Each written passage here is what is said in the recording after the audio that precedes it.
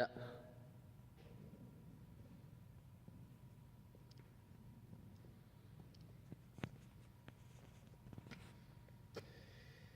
Piensa que la muerte nos está amenazando siempre y que la vida es tan solo un instante.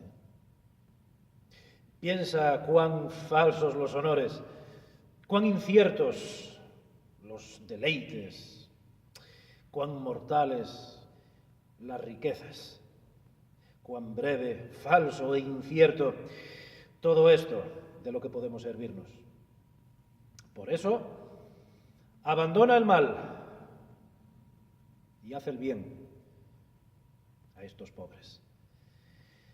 Esta siempre ha sido la divisa de esta Real Casa, ya desde los tiempos del gran Fernando y de la magnánima Isabel.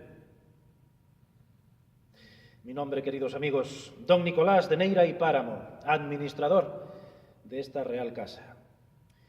Dicen que regresaré a la vida los viernes de marzo para desvelar los secretos que yacen ocultos detrás de aquestos claustros y de aquestas piedras del grande y real Hospital de Santiago de Compostela.